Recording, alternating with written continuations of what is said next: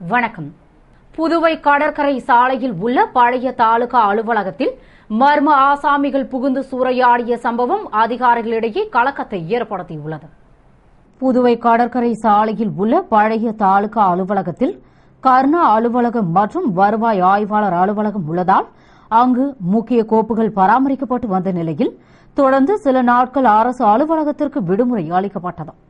அங்கு காவலர்கள் யாரும் பணிக்கு இல்லாததால் மர்ம ஆசாமிகள் சிலர் புகுந்து அலுவலக கதவை உடைத்து அலமாரிகளை உடைத்து ஆவணங்களை சூறையாடினர். மேலும் ஆவணங்கள், சான்றிதழ்கள், எலக்ட்ரானிக் பொருட்கள் ஆகியவற்றை திருடி சென்றனர். விடுமுறைக்கு பின்பு பணிக்கு திரும்பிய அதிகாரிகள் மற்றும் ஊழியர்கள் அலுவலகம் சூறையாடப்பட்டு கிடந்ததை கண்டு அதிர்ச்சி அடைந்து இதுகுறித்து கலெக்டர் தீபக்குமார் மற்றும் தாசில்தார் ரமேஷ் ஆகியோருக்கு தகவல் தெரிவித்தனர். உடனே கலெக்டர், தாசில்தார் மற்றும் எஸ்பி ராமராஜ் தலைமையில் போலீசார், கைரேகை நிபுணர்கள் விரைந்து வந்து பார்வையிட்டு தடயங்களை பதிவு செய்தனர். ஏற்கனவே 3 மாதங்களுக்கு முன்பு அலுவலகத்தில் திருடு போயிருந்த நிலையில் மீண்டும் மர்ம ஆசாமிகள் அலுவலகத்தை சூறையாடிய சம்பவம் அதிகாரிகளிடையே கலக்கத்தை ஏற்படுத்தியுள்ளது. கடந்த ஆண்டு ஜனவரி மாதம் இங்கே இயங்கி வந்த புதுச்சேரி தாலுகா அலுவலகம் முதலியார்பேட்டை 100 அடி ரோடில் மாற்றப்பட்டது. எனினும் இங்கே புதுச்சேரி ஃபிர்காவோட ஆஃபீஸ் இங்கே ஃபங்க்ஷன் ஆகிட்டு இருந்தது. இந்த இடம் ஆக்சுவலாக பார்த்தீங்கன்னா பழைய ஓல்டு டிஸ்டிலரி இது. இந்த ஓல்டு டிஸ்டிலரியில் நாங்கள் இங்கே பாண்டிச்சேரி ஃபிர்கா தொடர்ந்து இங்கே ஃபங்க்ஷன் ஆகிட்டு இருந்தது. இங்கே பாதுகாப்பு கம்மின்ற அட்வான்டேஜாக எடுத்துக்கிட்டு இந்த 3 நாள் விடுமுறையாக இருந்தது. சனி, ஞாயிறு மற்றும் திங்கட்கிழமை ரம்ஜான் லீவ் விட்டதால இங்கே சில விஷமிகள் எங்களுடைய பாண்டிச்சேரி ஃபிர்கா ஆஃபீஸ் உள்ள நுழைஞ்சி அங்கிருந்த ஒரு சில ஆவணங்கள் மற்றும் எலக்ட்ரிக் ஜாமா, ஃபால் சீலிங்கு, இரும்பு ஜாமா, சேரு, அந்த பின்னாடி இருந்த ஒரு ஜன்னல் மூலமா உடைச்சிட்டு உள்ளே பல பொருள்களை திருடியிருக்காங்க. இப்போ மாவட்ட ஆட்சியரோட உத்தரவை அடுத்து போலீஸ் ஸ்டேஷனில் கம்ப்ளைண்ட் கொடுத்துருக்கோம். விரைவில் அவங்க அவங்க அந்த திருடியவரை சீக்கிரம் கைது செய்வாங்க. இதுக்கப்புறம் இந்த இடம் பாதுகாப்பு இல்லை அப்படின்றத உறுதி செய்ததால் இந்த மாற்று இடத்துக்கு இம்மிடியட்டாக நாங்கள் நடவடிக்கை எடுத்துக்கிறோம். புதுவையில் தடையை மீறி சுருக்கு வலை பயன்படுத்துவதால் ஏற்படும் மீன்வளம் அழியும் அபாயம் ஏற்படுவதை தடுக்க அரசு உரிய நடவடிக்கை எடுக்க வேண்டும் என்று விசைப்படகு உரிமையாளர்கள் கோரிக்கை விடுத்துள்ளனர். புதுவையில் மீன் கிடைக்கும் என்ற ஆவலோடு கடலுக்கு செல்லும் விசைப்படகுகளுக்கு குறைந்த அளவில் மீன் கிடைப்பதாகவும் இதனால் நஷ்டம் ஏற்படுவதாகவும், ஆனால் இதற்கு நேர்மாறாக ஃபைபர் படகுகளில் செல்லும் மீனவர்களுக்கு அதிக அளவில் மீன்கள் கிடைக்கிறது. இதற்கு காரணம் அவர்கள் சுருக்கு வலையை பயன்படுத்தி மீன்கள் பிடிப்பதுதான் என தெரியவந்துள்ளது. மேலும் சுருக்கு வலையில் மீன்பிடிக்க தடை விதிக்கப்பட்டுள்ள நிலையில் ஒரு சிலர் தடையை மீறி தொடர்ந்து பயன்படுத்தி வருவதால் மீன்வளம் குறையும் அபாய நிலை ஏற்பட்டுள்ளது. எனவே மீன்வளத்துறை அதிகாரிகள் இப்பிரச்சினையில் தலையிட்டு அதிரடியாக துறைமுகத்தை ஆய்வு செய்து சுருக்கு வலையில் மீன்பிடிப்பதை தடுக்க வேண்டும் என்று விசைப்படகு உரிமையாளர்கள் சங்கம் கோரிக்கை விடுத்துள்ளது. பெட்ரோல், டீசல் விலையை மீண்டும் உயர்த்தவும் சமையல் எரிவாயு விலையை அதிகரிக்கவும் மத்திய அரசு முடிவு செய்துள்ளது. சர்வதேச அளவில் கச்சா எண்ணெய் விலை கடந்த வாரத்தில் 3 மாதங்களில் இல்லாத அளவிற்கு அதிகரித்துள்ளது. இதனால் ஏற்படும் இழப்பை தவிர்ப்பதற்காக பெட்ரோல், டீசல், சமையல் எரிவாயு விலையை மீண்டும் உயர்த்த மத்திய பெட்ரோலியத்துறை அமைச்சகமும் பொதுத்துறை எண்ணெய் நிறுவனங்களும் முடிவு செய்துள்ளது. அதன்படி டீசல் விலையை லிட்டருக்கு 4 முதல் 5 ரூபாய் வரையிலும், பெட்ரோல் விலையை லிட்டருக்கு 3 ரூபாயும் உயர்த்தப்படும் என்றும், இந்த உயர்வு பற்றி பாராளுமன்ற மழைக்கால கூட்டத்தொடர் முடிவடைந்ததும் முடிவு செய்யப்படும் என்று பெட்ரோலியத்துறை அதிகாரிகள் தெரிவித்துள்ளனர்.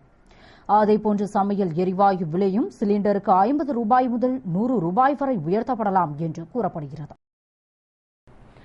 புதுவையில் ரவுடி ஜெகன் கொலைக்கு வெடிகுண்டு தயாரித்து கொடுத்த முக்கிய குற்றவாளியை போலீசார் கைது செய்து சிறையில் அடைத்தனர்.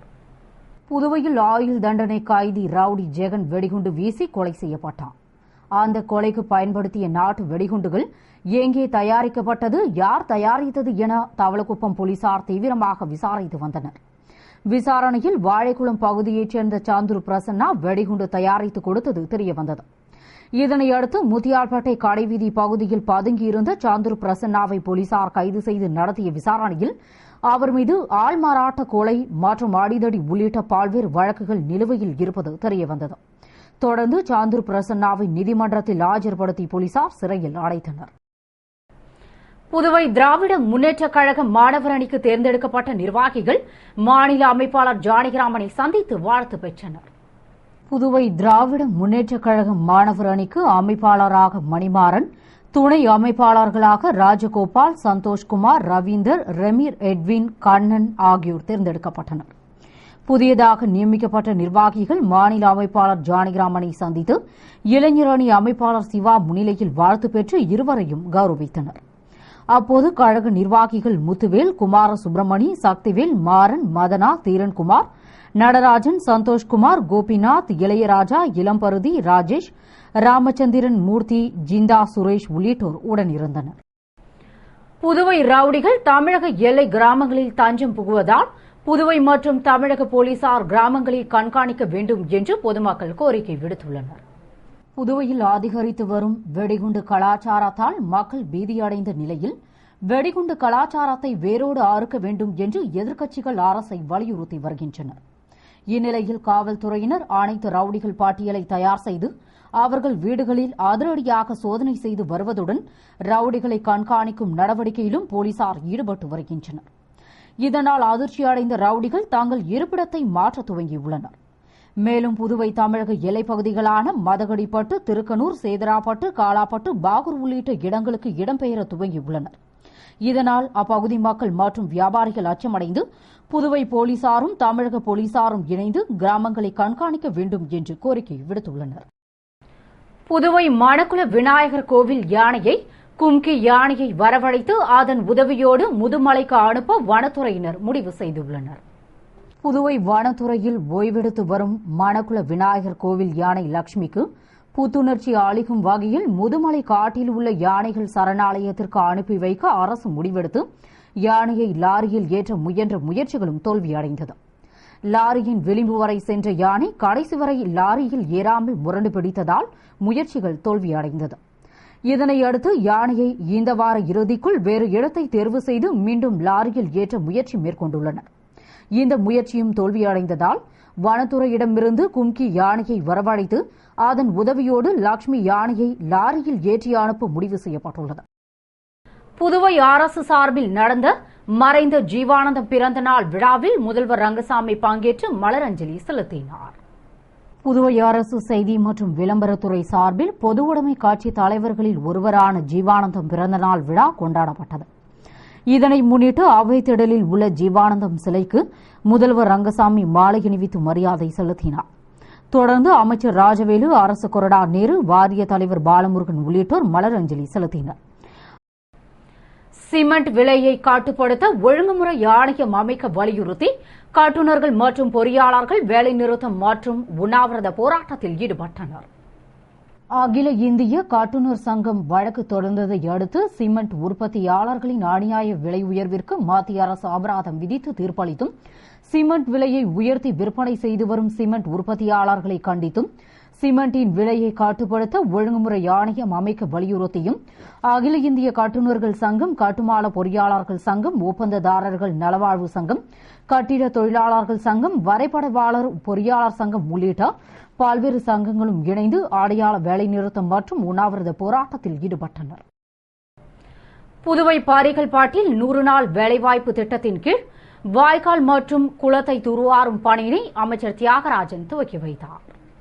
புதுவை பாகூர் தொகுதிக்கு உட்பட்ட பாரிக்கல்பட்டு கிராமத்தில் தேசிய ஊரக வேலைவாய்ப்பு உறுதி திட்டத்தின் கீழ் அம்மன்குளம், மாட்டகுளம் மற்றும் வாய்க்காலை 17,15,000 ரூபாய் செலவில் தூர்வார திட்டமிடப்பட்டு அதற்கான பணி துவக்க விழா நடைபெற்றது. இதில் அமைச்சர் தியாகராஜன் சிறப்பு அழைப்பாளராக கலந்து கொண்டு 100 நாள் வேலை உறுதி திட்டத்தின் கீழ் பணியினை துவக்கி வைத்தார். நிகழ்ச்சியில் வட்டார வளர்ச்சி அதிகாரி குப்புசாமி மற்றும் அலுவலர்கள், முக்கிய பிரமுகர்கள் கலந்து கொண்டனர் மற்றும் பொதுமக்கள் பங்கேற்று வேலைவாய்ப்பினை பெற்று பயனடைந்தனர். புதுவை ஊசுடு தொகுதியில் ஏரி மற்றும் வாய்க்காலை தூர்வாரும் பணியினை குடிசை மாற்று வாரிய தலைவர் கார்த்திகேயன் துவக்கி வைத்தார். புதுவை ஊசுடு தொகுதிக்கு உட்பட்ட அம்மா நகரில் மகாத்மா காந்தி தேசிய ஊரக வேலைவாய்ப்பு திட்டத்தின் கீழ் ஏரி மற்றும் வாய்க்காலில் தூர்வார முடிவு செய்யப்பட்டு அதற்கான துவக்க நிகழ்ச்சி வட்டார வளர்ச்சி அதிகாரி ராஜரத்னம் தலைமையில் பொறியாளர்கள் முன்னிலையில் நடைபெற்றது. இதில் சிறப்பு அழைப்பாளராக தொகுதியின் சட்டமன்ற உறுப்பினரும் குடிசை மாற்று வாரிய தலைவருமான கார்த்திகேயன் கலந்து கொண்டு 100 நாள் வேலை உறுதி திட்டத்தின் கீழ் பணியினை துவக்கி வைத்தார். நிகழ்ச்சியில் ஊர் முக்கிய பிரமுகர்கள் மற்றும் என்ஆர் காங்கிரஸ் பிரமுகர்கள் கலந்து கொண்டனர். புதுவையில் வாசிக்கும் வடமாநிலத்தவர் குறித்த கணக்கெடுப்பு பணியில் போலீசார் தீவிரமாக ஈடுபட்டுள்ளனர். வெளிமாநிலங்களில் வசிக்கும் வடமாநிலத்தவர் மீது தாக்குதல் நடத்தப்படுவதாக வதந்தி பரவியதால் தமிழ்நாடு, கேரளா, கர்நாடகா போன்ற பல்வேறு மாநிலங்களில் வசித்த மக்கள் கூட்டம் கூட்டமாக சொந்த ஊர் திரும்பினர். அதுபோன்று புதுவையில் இருந்தும் வெளியேறுவதாக தகவல் பரவியதால் மேட்டுப்பாளையம், தட்டாஞ்சாவடி, சேதராப்பட்டு மற்றும் புதுவை பல்கலையில் பயிலும் வடமாநிலத்தவர் குறித்த கணக்கெடுப்பு பணியில் புதுவை போலீசார் மறைமுகமாக ஈடுபட்டுள்ளனர். மேலும் வதந்திக்கு பிறகும் பல்கலையில் பயிலும் 100க்கும் மேற்பட்ட வடமாநில மாணவர்களும் தொழிற்சாலை மற்றும் கட்டிட வேலைகளில் பணிபுரிவோரும் அச்சப்படாமல் தொடர்ந்து புதுவையிலேயே உள்ளது தெரியவந்தது. எனினும் வடமாநிலத்தவருக்கு உரிய பாதுகாப்பு அளிக்க காவல்துறை நடவடிக்கை மேற்கொண்டுள்ளது. புதுவை அரசின் கல்வித்துறை சார்பில் ராஜீவ்காந்தி விளையாட்டு பள்ளியில் சேர உடற்தகுதி திறன் போட்டிகள் வரும் 23ஆம் தேதி நடக்கிறது என்று பள்ளி நிர்வாகம் தெரிவித்துள்ளது. அவர்களுக்கு உடற்தகுதி தேர்வு நடத்தப்பட்டு தகுதி பெற்றவர்கள் சேர்த்துக் கொள்ளப்படுவார்கள்.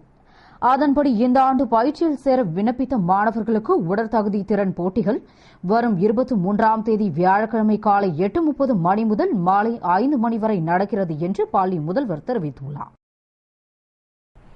புதுவை முத்தியால்பேட்டை ஸ்ரீ லட்சுமி ஹயக்ரீவ கோவிலின் பிரம்மோற்சவ விழா வேத பாராயண திவ்ய பிரபந்த சேவையுடன் துவங்கியது. புதுவை முத்தியால்பேட்டை ராமகிருஷ்ணா நகரில் எழுந்தருளி உள்ள தன்னை வந்து சேவிக்கும் அடியார்களுக்கு அனைத்தும் வழங்கும் ஸ்ரீ லட்சுமி ஹயக்ரீவ பெருமானுக்கு 41வது பிரம்மோற்சவம் துவங்கியது.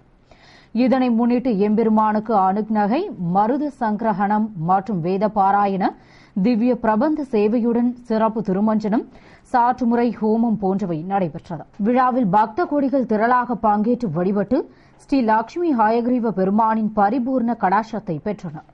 விழாவிற்கான ஏற்பாடுகளை கோவில் அறங்காவல் குழுவினர் மற்றும் பெருமாள் பக்தஜன சபையினர் செய்திருந்தனர். இத்துடன் செய்திகள் நிறைவடைகின்றன. வணக்கம்.